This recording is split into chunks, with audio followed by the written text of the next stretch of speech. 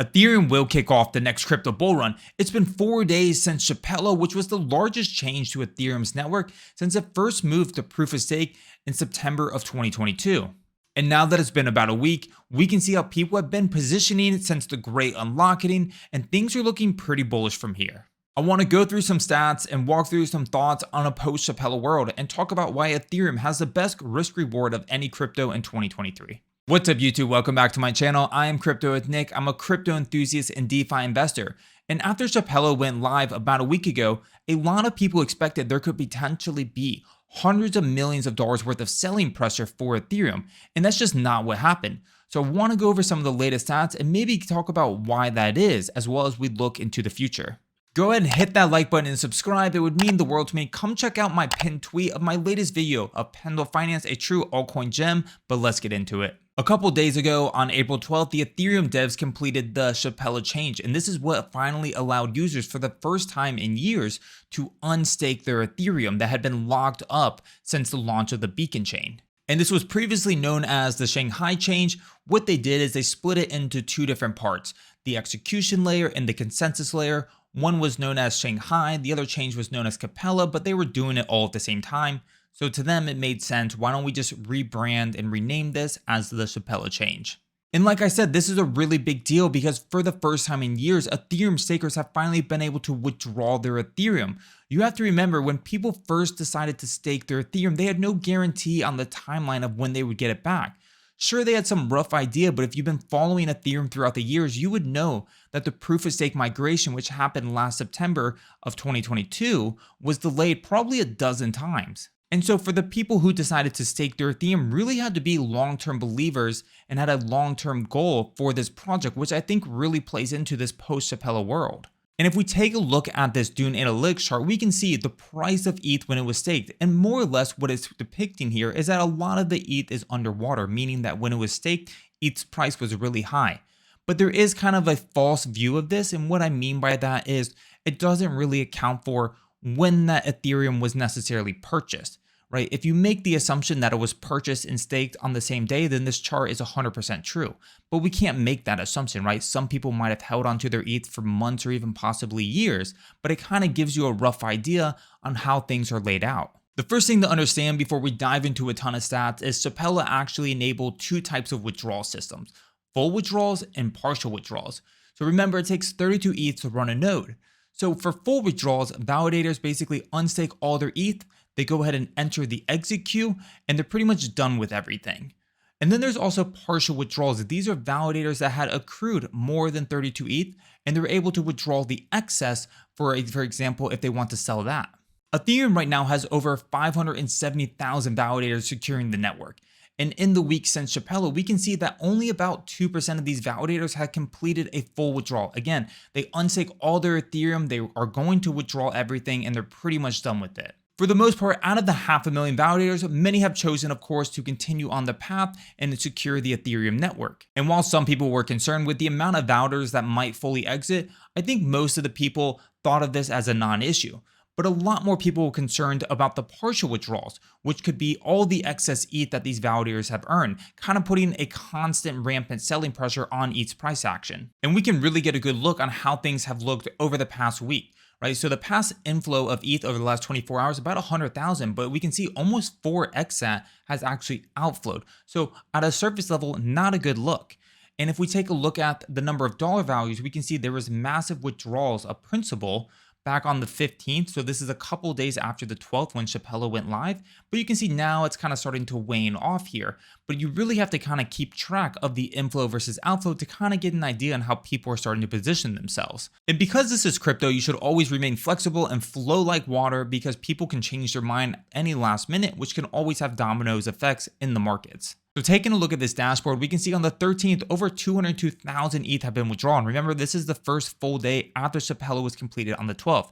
This is not a small amount of ETH, right? This is $400 million worth of ETH, right? And over here on the 15th, almost 400,000 ETH have been withdrawn, almost double, right? So my plan is to really keep an eye on this over the next week, right? I really want to build conviction in my current strategy, but right now, again, things are seeming pretty bullish. And if we just take a look at the chart, right, we can see here on April 12th, after the unlocking, the price has just been an absolute skyrocketing. And a lot of people, of course, are looking at this as a bullish unlock, which to some degree has been a meme in the bear market, right? As we've seen projects like DYDX and others that had these great unlockings.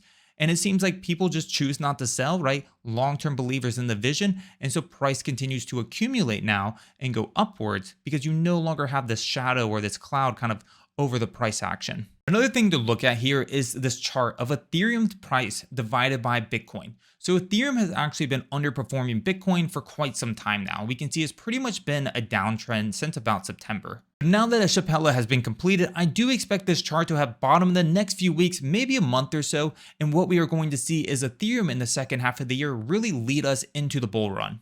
Staking your ETH has never been capital efficient, right? There's over 18 million ETH staked. This is almost $37 billion. And a while ago, we got something known as our first liquid staking derivative projects. And projects like Lido have become a Goliath in this space and have captured a huge amount of market share. We can see out of all the staked ETH, right? 15% of ETH total circulating supply, 30% of that is all staked through Lido.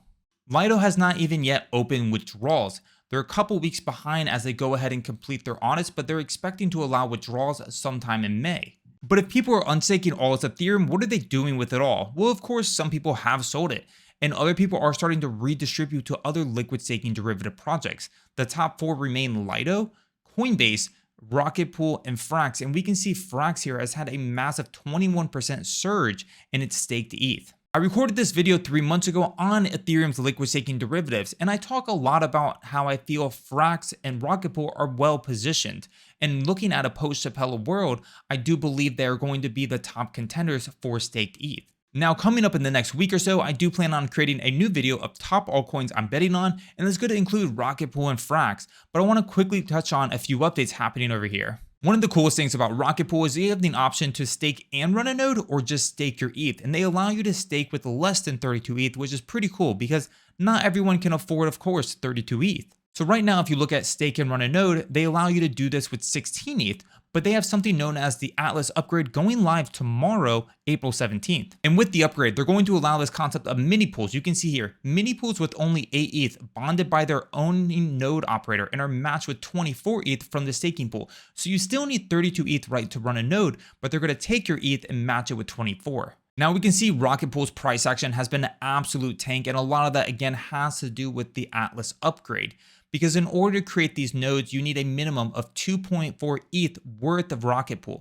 So people, I would suspect, are accumulating RPL now while they believe the price is low so that they don't have to accumulate higher when mini pools are enabled. I also want to touch on FRAX that right now I believe offers the highest APRs for staking your ETH, around 5%. And we can see they've seen the largest amount of increase and have benefited a lot from kind of this ETH reshuffling here. And one thing I'm really excited about is FRAX V3 because you can see here the goal is to make it safer than ever before by pegging it to USD, not USDC. I think if you would have asked me 6 months ago if I ever would have thought USDC would have lost its peg like it did, I would have said not a chance. But in crypto, anything goes. So it's very important that we look at FRAX and they don't have this large dependency on USDC, but instead peg their stablecoin to the actual fiat of USD. One of the biggest challenges as FRAX has moved from this 80-20 model where 20% was FXS and 80% was USDC to kind of being 100% one-to-one back is where is going to be the value of accrual for FXS.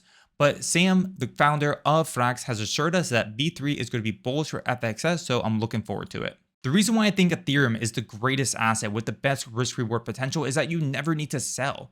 In the post-Shapella world and thanks to liquid staking derivatives, we can do so much in the world of DeFi without ever thinking about selling our ETH. I think one of the biggest benefits here is providing your Ethereum as collateral. And you can see with this partnership with Aave, staked ETH can be used as collateral. And a lot of people's concerns are if I provide it as collateral, am I still going to get my rewards? And the answer is yes. You can see here that they'll still be able to retain those staking rewards since STETH rebases daily. So you can come over here to Aave, you can deposit your staked ETH as collateral and borrow again, and this is really what's going to help you to unlock that capital. Of course, make sure to develop a strategy that works best for you. You can also check out something like Sturdy Finance, which I've used in the past, and what I really like that Sturdy does is you can see here they have these curve convex LPs. So you can go ahead and deposit something like ETH, staked ETH, and leverage it up to get a max 48% APY. And this is really cool because this is a pool where it's going to be assets that are pegged to each other. So basically zero and permanent loss. You can also go ahead and farm with your ETH or staked ETH by, for example, something like over here in Camelot. You can check out, they have this pool here of wrap staked ETH and ETH, and it's paying about 5% APR, but they do bump it up with some nicer rewards, and it looks like it's getting about 18% right now. I hope you enjoyed walking through some numbers and hearing my thoughts on a post-Shapella world. I truly believe that Ethereum is going to lead us into the next bull run, and it really is the greatest asset with the highest risk reward for 2023. But if you have any questions or comments, follow me on Twitter, shoot me a DM. Remember, come join the completely free community Discord. Drop a comment below with your favorite project so that way I have more things to research in the future. Anyways, cheers, happy farming, see you in the next one.